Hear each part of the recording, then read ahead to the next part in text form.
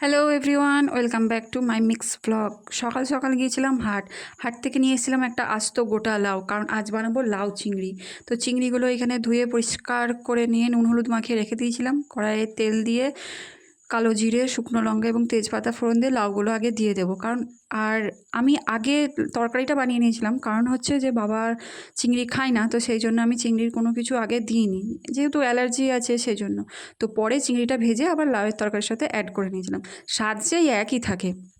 তো এখানে সব লাউ এবং আলু একসাথে দিয়ে এটা ভালো করে ভেজে নিয়ে ঢাকা দিয়ে দেবো। লাউ থেকে প্রচুর পরিমাণে জল ছিল, আর লাউটা ছিল একদম কচি। তো এই যে সূর্য মামা অনেক দিন পর দেখা গেল, সেই জন্য রেকর্ড করে রেখে দিলাম, কারণ এরপর মনে হচ্ছে ভিডিও দেখেই সূর্য মামার সাথে কথা বলতে হবে।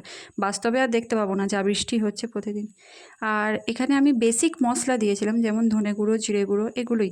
পরে চিংড়িটা ভেজে নিয়ে আমি অ্যাড করেছিলাম, আর সামান্য দিয়েছিলাম গাওয়া ঘি। তো টাটা, দেখা হচ্ছে নেক্সট রেসিপি।